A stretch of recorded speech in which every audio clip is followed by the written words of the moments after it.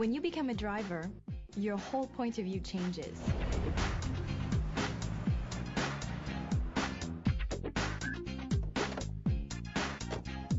New responsibilities, new things to think about. One of the most important might surprise you.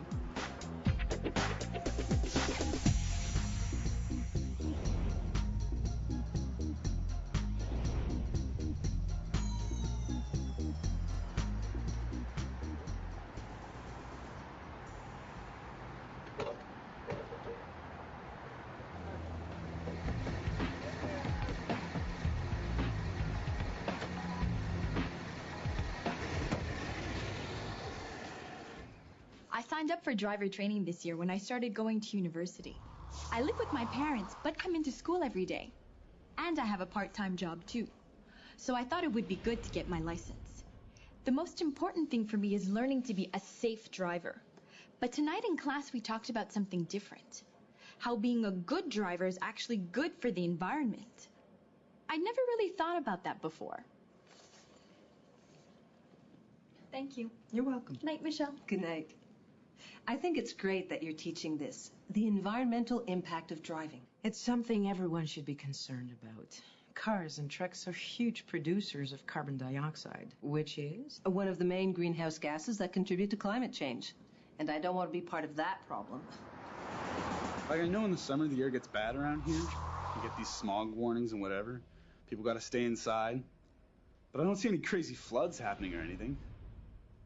It's hard to worry about stuff like that. And anyway, if you've been here in the winter, you probably won't think it's a bad thing for it to warm up a little. Learning how to drive safely. That's pretty much why everybody takes driver's ed. But to be a responsible driver, I think you have to know the full effect you're having, not only on the road, but also on the world. Every person's actions make a difference. Some people just don't get it. It can be hard to wrap your head around. The numbers are amazing when you think about them.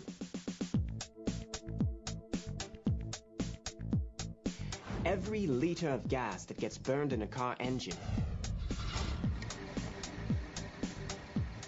creates about 2.5 kilograms of carbon dioxide. Multiply that by 17 million vehicles in Canada alone, each one with a gas tank that holds at least 30 liters at a time, and that's a lot of pollution. And people in Canada drive so much, something like more than 200 billion kilometers every year. That's like 1,000 trips to the sun and back. Here's how greenhouse gases affect us. They trap heat near the surface of the Earth, which makes the temperatures go up. The effects can cause floods or droughts. Crops and other plants can be damaged. Water supply can be affected. What if we started to run out of water in the future? No, think about it. Okay, well, that's it for tonight. See you all next week. What's good is that people are starting to understand how serious the problem is. And they're doing things about it. Coming out with alternative fuels, like ethanol, which is made partly from plant products. It's not all gasoline. It burns cleaner, and that means it generates less greenhouse gases. They're also coming out with different types of engines, hybrids, that run on electricity as well as gas. So people have choices that can help make the air cleaner and the environment better. I know some people think that because cars are more fuel efficient today than in the past, and because you can buy cleaner fuels at the gas pump, they don't need to worry so much about how they drive. But it's wrong thinking, because actually these days people are driving more often and for longer distances than ever before, and in heavier traffic.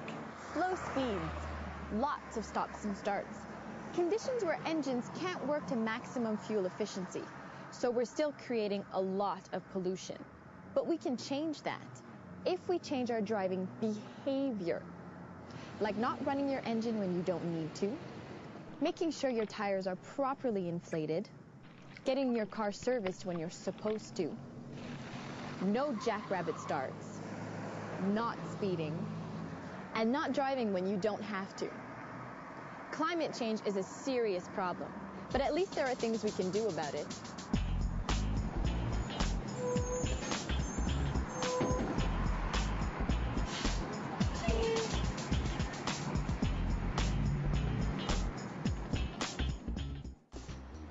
I want to get my own car so bad. That's way off. I'm totally getting my license anyway, though. It's just way more convenient. Go when you want to, wherever. No waiting for your dad to pick you up or the bus. The thing that sucks about driving is it's so expensive. Sure, there's a price tag. There's gas, there's insurance, there's parts and service, and there's an environmental cost too. The impact on air quality, climate change. Okay, listen, I'm going to make this make sense for you because I don't think you're getting it. What? I get it. My job is to teach you how to drive, right? How to drive safely and responsibly. Well, if you do that, you actually take better care of your car and it burns less fuel. That saves you money. And it's good for the environment too because it means you're polluting less. Look, these aren't separate things. They all go together.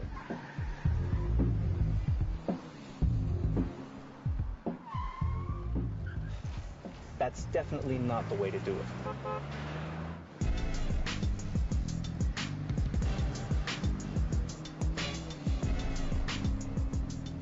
For example, if you cut your highway cruising speed by just 10 kilometers an hour, it's safer, and you can end up saving about $3 on a $30 fill-up.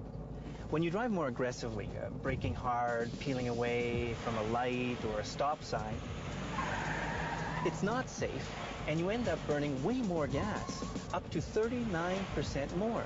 And see if that doesn't add up.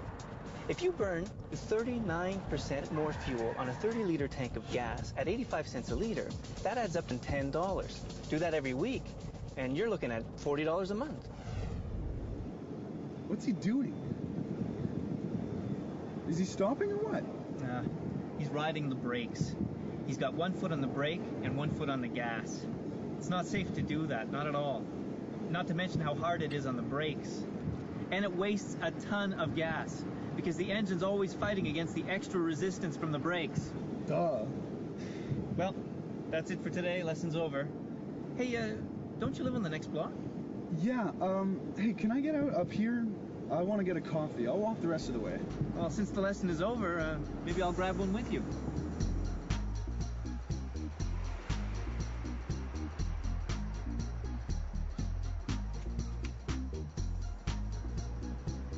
Whoa, stop. What? What's wrong? Where are you going? The drive-thru's at the back. We're not going to the drive-thru. Park here. Look at those cars, just sitting there, burning gas for no reason. Like, who are you, Captain Earth Day? It's not like we're sitting there forever. You order the coffee, drive up to the window, and you're done. Besides, this is a hybrid vehicle. We're not burning gas now anyway. Yeah, but your car isn't a hybrid. You don't want to form bad habits. If every driver in Canada cut back on idling by 5 minutes a day for a year, we could cut out 2 million tons of emissions. That's like taking 350,000 cars off the road. So, if you're going to be idling for more than 10 seconds, unless you're in traffic or at a light or something like that, you should shut off your engine. It's as easy as that. 10 seconds or shut down. I'll run in. What do you want? Make mine a medium double-double. Anything else? I'd love a dozen donuts, but I'm on a diet.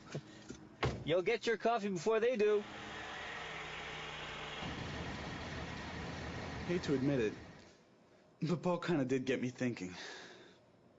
Like my brother, he has a remote starter, and in the winter, gets up every morning, and the first thing he does, even before he's half awake most times, is start his car to warm it up. Forget the 10-second rule there. He must waste a ton of gas. Like, it's important for your engine to be warmed up a little, but my buddy's taken auto mechanics, and he says just running it like that in the driveway all the time is actually bad for your engine. He says on cold winter days, like -10 or lower, you should use a block heater on a timer for a couple of hours, and then just start driving easy. Let the car warm up on the road.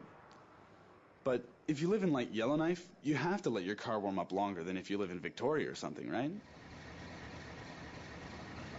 The catalytic converter doesn't work until it gets warmed up, which means that your engine's emissions pass through the exhaust system untreated. Driving your car is the best way to warm up the transmission, the car's fluids, and the tires. So for most winter startups, all you really need is about 30 seconds before you start driving. And don't forget what I told you this afternoon. Winter isn't the only season where you have to think about driving behavior and how you use your car's systems. One of the biggest things in summer is air conditioning. It runs off your car's engine and actually drains quite a lot of power. So when you switch on the AC, you're making your engine work harder, and it uses more gas. So save your air conditioning for the most uncomfortable days. Use your flow-through ventilation instead, or roll down your windows for city driving. You'll reduce your greenhouse gas emissions and the drain on your wallet. I guess Paul was right about it all working together. How you drive, how much it costs, how much gas you burn, how much pollution. It's a lot to think about. But the good thing is that you just have to concentrate on being a good driver, getting the skills down. That helps take care of the other things. Really, my biggest thing right now is I just want to get my license on the first try. Thanks. Okay. And you want this on a rush? Okay. We'll pick it up right away. Thank you. Bye-bye. I've worked at my brother's courier company for a year and a half now. It's not always easy having your brother for a boss, but we get along okay for the most part. One thing he's always been obsessed about is keeping his cars in tip-top shape. He started out with one vehicle. Now he's up to 3. I used to think he was too fussy about taking care of his cars. But then we talked about it in our driver training class a couple of weeks ago. The owner's manual will give you all the information you need to keep your car maintained properly. Obviously, when your car is in good shape, it's safer to drive. But it also uses less gas. Our instructor said a poorly maintained car can increase your fuel consumption by 50%, which increases the amount of greenhouse gases you create by even more. And, you know, in the end, keeping your car in shape will save you money because you won't have to spend so much on big repairs if you keep up with regular maintenance. My friend has an old van that needs to be serviced every 4,000 kilometers or so. But my sister's new car can go 8,000 kilometers between checkups. They're all so different. That's why she was saying you have to check in the owner's manual, because you never know. Do you work on your brother's cars? I've changed the oil a couple of times, but mostly I just check the levels, make sure everything's topped up. My brother likes to leave the real work to the professionals. What really amazed me when we got talking about car maintenance is how big a difference little things make. Tire pressure, for example. Like our instructor Marie said, one tire that's underinflated by 8 psi can lose 15,000 kilometers from its road life. And, at the same time, increase the amount of gas you use by 4%. I think the statistic she said was that underinflated tires cause cars in Canada to use 643 million more liters of fuel every year than they need to. When your tires aren't inflated properly, it can be a big safety risk. A lot of people think that you find out how much air to put in your tires from what's written on the tire itself. But actually, you need to look at the placard or sticker that's on the inside edge of the driver's door, or the doorpost, glove box, or fuel door, wherever it is. Best thing to do is check the manual. What are some of the other maintenance things that should be done regularly? What do we have already? Change the oil filter, the air filter, and the fuel filter. The brakes. Oh yeah, that's a big one for safety. And actually for gas consumption too. Sometimes when brakes get old and worn out, they don't let go properly. So even when you take your foot off the pedal, the brakes can still be applying pressure. So your car ends up needing more energy to make the wheels go round. We get it, man. Eric, do you have any suggestions? The mechanic needs to check all the systems. The drivetrain, steering, suspension, the wheel alignment. It's all in the manual. and that's what he's there to help you with. The other thing my brother is obsessed about is getting his cars ready for winter. I mean, he hates the winter. So he always sends his fleet in for service. He gets everything checked and puts on snow tires. Snow tires are made with different rubber that reacts better in really cold temperatures. The snow tires flex to grip the road better, so you spin your wheels less and can stop faster. They're important for safety and for fuel efficiency. But not everybody everywhere needs snow tires. Depending on where you live, all seasons do just as well. I used to think my brother was kind of crazy about his cars, but now I understand where he's coming from. Keeping them in shape is better for safety, better for the environment, and a lot less expensive in the long run. I can't believe I'm starting to sound like him, but we're still not exactly the same. He has terrible taste in music. So, I went looking for cars last night. Where'd you go? I went to a couple of dealerships, but I don't know. There's just so much to think about. You should talk to Marie. She probably has some good ideas about what to look for. Actually, that's a really good idea. I really want to make sure that whatever I get can handle my day-to-day needs and be good on gas. I don't have my license yet, but as soon as I get it, I'm going to need a vehicle because of my job. There's a lot to think about when you choose a car, but it's pretty straightforward when you get down to it. First of all, you have to be honest about what you need. Small car, big truck, something in between, whatever. In my case, with my kids, I need something with space for hockey bags and noisy friends. My son would love for me to get a sports car, of course, and my daughter wants an SUV. Not gonna happen. Another question is, should you go new or used? New vehicles tend to be more fuel efficient by design. And they come with rating labels that give you the fuel consumption rating and estimated annual fuel costs for the vehicle. To check the fuel consumption for used vehicles, visit Natural Resources Canada's website. Then you get into all the nitty-gritty decisions. Engine size. Pick the smallest that meets your needs. Drive type. Two-wheel drive is the most efficient, but again, you have to go with what meets your everyday needs.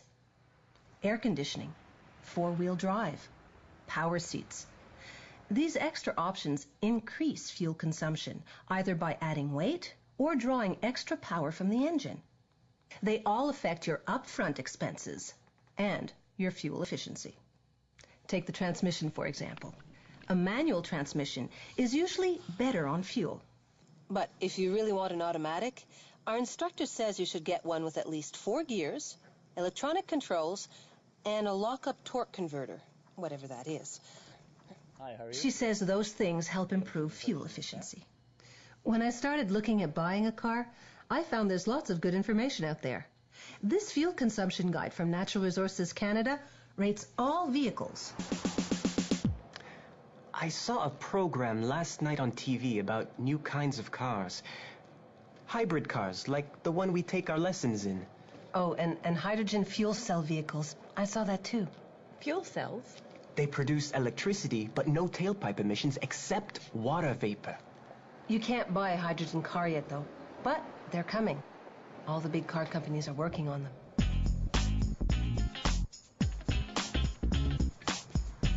I think this will be my last night looking at cars. It's decision time.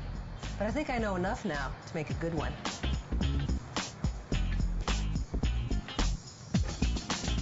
The test will be in 10 minutes. Break up into the groups I assigned and find a quiet spot to study.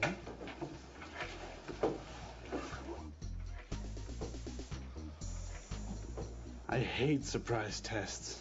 What do we need to know? It's all on fuel efficiency. Well, we've covered a lot when you look at it, but it's probably good to start with the basics. Cars contribute to climate change by giving off carbon dioxide and other greenhouse gases. And greenhouse gases are called that because they trap heat near the surface of the Earth, which makes temperatures go up. which changes climate conditions, and that could raise sea levels and cause flooding, damage crops, cause droughts. Lead to pop quizzes. Okay.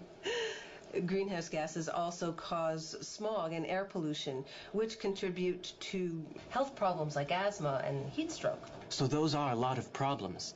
Then the next part is what to do about it. She'll ask about maintenance. We talked about that a lot. How to take care of your car so it's safe to drive and saves you fuel and money. There are little and easy things you can do regularly, like checking fluid levels and tire pressure. The important thing is to know your maintenance schedule and take your car to a professional mechanic for the complicated work. But every car is different, so always read your owner's manual. I remember she said something about tire pressure, about keeping them at the right level. For safety and to save gas. I have it here. One tire underinflated by 8 psi, or 56 kilopascals, can lose 15,000 kilometers from its road life and increase the amount of gas you use by 4%. Is it time already? A few more minutes. Okay, we've done climate change, we've done maintenance. She's also going to ask about how you can drive for fuel efficiency and what you can drive to reduce emissions. Oh, you know all about that last one, since you just finished car shopping. It was very cool to walk into the dealership, knowing what questions to ask about the various options and all that. Like what? Well, the best ones for fuel efficiency were going for the smallest engine size that meets your everyday needs, going for an efficient transmission, which could be manual or automatic, depends on the make and the model. Like those CVTs, the continuously variable transmissions. They're automatic and they're efficient. What else? Getting two-wheel drive instead of all-wheel drive, cruise control, a block heater. Didn't she say something in class about how power seats and doors make you use more gas? I didn't get that. They run off the battery. They make the car heavier, though, because they have machine parts. When there's more weight to move, your engine has to work harder. Same with things that create drag, like sunroofs and roof racks. Oh, yeah, okay. During my in-car the other week, Paul was saying how air conditioning also sucks gas. You should only use it on highways and that kind of driving. In the city, you should use your fans and vents. And, just don't wear shorts on vinyl seats on hot days. I think the point is, every choice you make about your car can have an effect on fuel efficiency. Almost every choice. When you're buying a vehicle, a new one anyway, you should look for the Enter Guide label. It tells you the fuel consumption rating and the estimated annual fuel cost. You can also find out about fuel consumption ratings from this guide, from Natural Resources Canada. Did you look at alternative fuel vehicles at all when you were shopping for a car? You mean hybrid vehicles that run on gas and electricity, like our instructor's car? Man, I can't believe how quiet they are. When you're driving off the battery, you can barely hear the motor. I can't wait for those fuel cell vehicles. No emissions at all from the tailpipe. Someday. But really, there are some other great choices right now that can help you cut back on greenhouse gases, like ethanol-blended gasolines, or biodiesel, or natural gas. So what was the most interesting thing we learned on this topic? You know what blew me away? How much carbon dioxide comes from every single liter of gas that gets burned. 2.4 kilograms for every liter of gas, 2.7 kilograms for diesel. That's crazy. The one number that stuck in my head was the amount of extra gas drivers in Canada use every year because their tires aren't inflated properly. It was like a million something. It was 650 million. 650 million liters of fuel that get burned unnecessarily. Think about what Michelle was just saying, about how 1 liter of gas creates 2.4 kilograms of carbon dioxide. So if you have 650 million liters of fuel, that's... just a minute. 1.7 million tons of carbon dioxide. 1.7 million tons, that's totally avoidable. That's unbelievable. What? That much pollution? Or the fact that he could just do that math on paper like that? So, Eric, what stuck most in your mind? I don't know. I guess just that the way you drive makes such a big difference. Like if you cut your highway cruising speed by just 10 kilometers an hour, it's safer, and you can save $3 on a $30 fill-up. Or how when you drive aggressively, stop and go style, it's not safe, and you end up burning way more gasoline, 39%. And if everybody in Canada cut back on idling by 5 minutes a day for a year, we could cut out more than 2 million tons of emissions. The 10-second rule. If you're going to be sitting for more than 10 seconds, shut her down. So you were actually listening in there. Yeah, I listened. I'm not stupid, you know. I get that this stuff, it's not all pointless. You can save yourself some money if you drive smart, and do other good things too at the same time. You're right, Eric. Safe driving is good for you and the other drivers on the road. Not just because it helps you avoid collisions, but it's also better for the environment, which is better for everyone's health. And our planet. We should be getting back to class. It's almost time for the test.